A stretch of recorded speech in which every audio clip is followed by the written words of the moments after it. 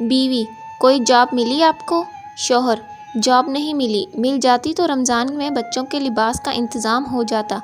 اس دفعہ بھی تم اپنی ماں کے یہاں سے لے کر آنا کپڑے۔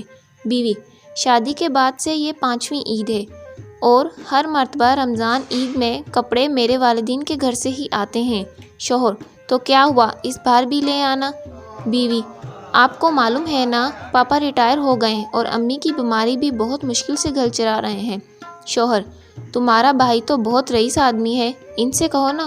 بیوی: میرا بھائی یقیناً پیسوں سے بہت رئیس ہے مگر دل سے بہت غریب ہے، اور میرا بھائی جورو کا غلام ہے۔ اس میں ذرا سی بھی غیرت ہوتی تو آج میرے امی ابو اس حال میں چھوڑ کر نہ جاتے۔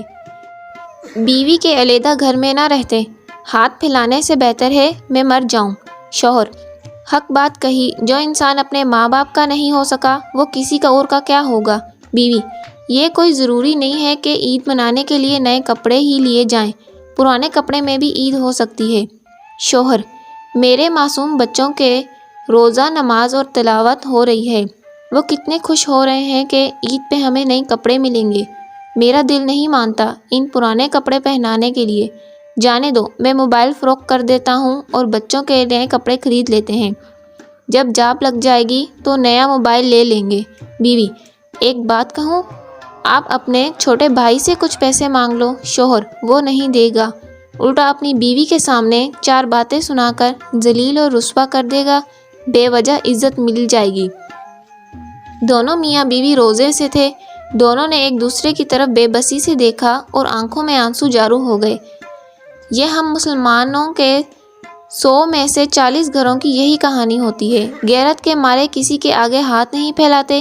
رمضان کے مہینے میں صرف فقیروں کو ہی صدقہ مت دو، بلکہ ان کو دو جو شرم اور خودداری کی وجہ سے آپ سے نہیں مانگ سکتے، جیسے ہمارے پڑوسی، رشتہ دار یا پھر ہمارے خود کے بہن بھائی جو غریب ہیں یا اقتصادی طور پر کمزور ہیں۔ پہلے اپنوں کا حق ہے آپ کے اوپر، اس رمضان میں ایسا کر جاؤ کہ اللہ رسول کو راضی کر لو، ان کی مخلوق کو خوش کر دو۔ اللہ ہم سب کی مدد کرے اور دوسروں کے لیے مددگار ثابت کرے، آمین۔